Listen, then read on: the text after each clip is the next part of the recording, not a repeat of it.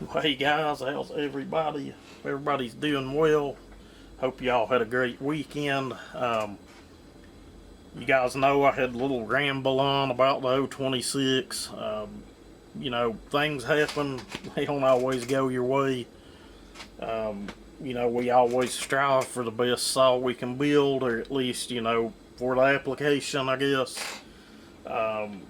I was unable to use the factory cylinder. It was my fault. I'd had some mishaps. We ended up snapping the corner off of the cylinder. It wasn't due to what you think. It wasn't like a misalignment error or something being crooked. It's just something stupid on my end, and we'll just have to leave it at it is what it is. Just things happen, and they don't always go in our best interest. But what do we have here? And I've got a saw sitting over here. One of these are going to go on, but I mentioned to you guys I picked up a couple cylinders from the Duke. I sat and looked at both of the cylinders he had. One of them was like a premium nickel seal, and then this one was like I don't know how he names these, like a top quality or something, but I like the way this one looked better. The plating in it went up toward the squish band a lot further than the plating did in the nickel seal. And the images provided on his page. If you don't know what I'm talking about, the Duke Saw Salvage Traverse Creek. He's even here on YouTube, Traverse Creek. I'm not sponsored in any way, shape, or form. I pay just as much as you guys do. I don't even know if he knows I exist or make these videos or show us stuff, but I like to show good products when I get them. I've had very little problems. I've had more problems out of way more expensive stuff. But anyway, that's kind of what we're going to get at. We don't need both of them because I've done inspected, and both seem to look identical, which is a good thing. We may, once we get the piston on the saw, just for giggles, check the other cylinder on, see if the port timing's identical. But I'm willing to bet that they're both flat out identical to one another. I have built an 026 with one of these cylinders. I don't really remember a lot about it. I think it was Simple Man's 026. He had bought the cylinder and sent it up here with the saw. What these basically do, it converts your 026 to a 260. In our situation, I feel that OE cylinder that we had, had better potential for performance than maybe even this. It just all depends on, what the numbers look like, if and how much we can do machine work on it. There's a whole lot of variables here and there on this stuff. Trying to get the video light. I don't know if it's going to help in this situation or not, but it might. We got stretched out there and got it turned on though, but I'm going to tell you, this looks to be chrome plated. Plating does go up right at the squish band and kind of spills over on it. That's a good thing in the machine work field. It's not perfect, but I do feel we'll be able to do a little bit of machine work on it. Comes with the rings. Looks like it is a double thin ringed piston. That's a good thing. His circlips are like super stiff on these things. I think the listing tells what they're made out of, some kind of piano wire or something, I don't know, but wrist pin, there's always a nice polish on them. I've used a lot of his cylinders and pistons over the last 3 or 4 years ago. It is a dome. It's not a deal breaker. Some people actually prefer a dome. You can machine that down flat if you want to, if you have access to a lathe, or you could probably even do it by hand if you was careful enough and wanted to. But real good looking piece, and they ain't real expensive either. This thing was like 39 bucks. I think when I bought 2 of them I might have got a little bit of a discount. Like I said, I've used a lot of his cylinders and pistons over the last few years. what the inside of that looks like. Everything looks just as it should.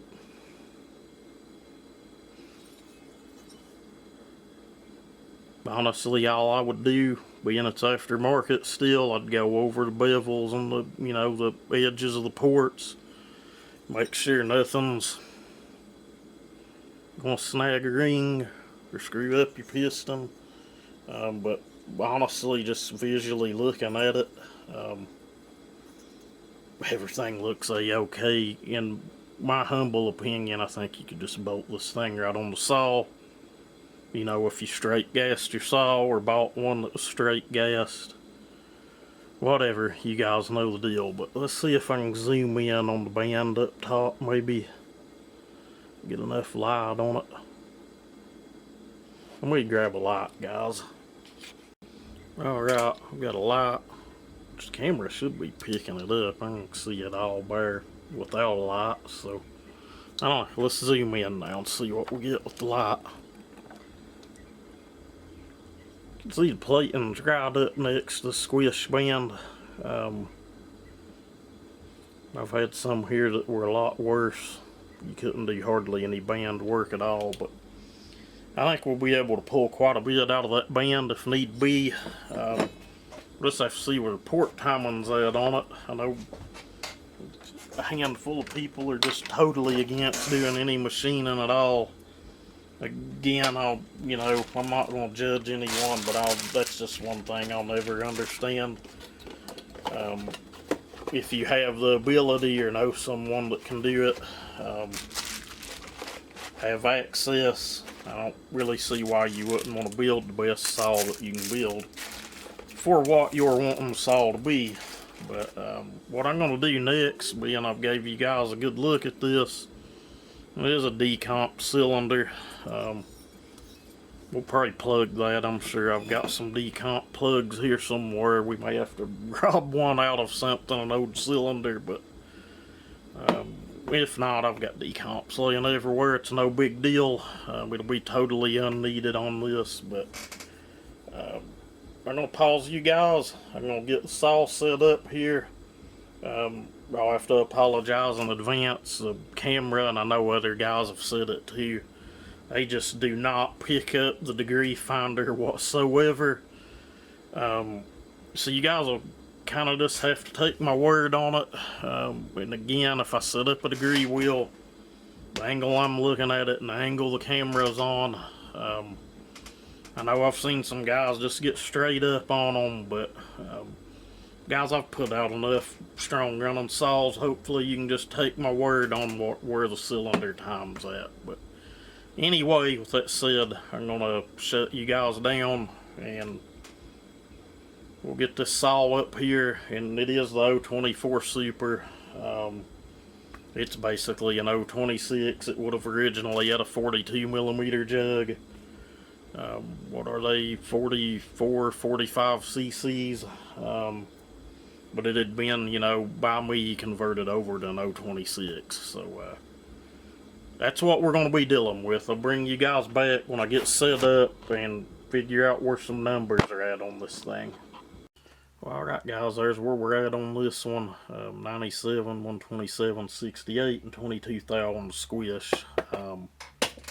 Those numbers are about right on par with an OE 260 cylinder, at least any one that I've mapped out. 026 Pro, later 026, about the same way. Again, not trying to push this product. I was just showing it to maybe help someone out. We've shown a lot of other brands of cylinders here on the channel, but I've had good luck and success with, you know, the Duke's saw salvage stuff. Ain't really had a problem. And anything I had an issue with, he just got me another one right out in the mail without a question. But that's how good customer service should be. But you know, I've done the same thing with Wolf Creek and other places, Sawzilla. You know, a lot of good places to buy parts from, and that's a good thing. I buy a lot of stuff from HL Supply. It's mainly, you know, whoever's got what I want at the best deal, I'm going to get it. But Anyway, we'll get more into the build and what all of this means in another video. You know, for a 50cc saw, we all know what those numbers are going to do. It's going to be, it'd be good in small wood, be good for limbing up things. But for the bar and chain I've got sitting here behind me that we've got on this other 026, it just ain't going to cut it. You know, it's just not going to have the snot to pull the kind of chain I like to run. But anyway, thank you guys for watching. We're going to get into some technical stuff here shortly in a video. So you guys can look forward to that. Subscribe, comment, thumbs up. Y'all be safe and have a great day.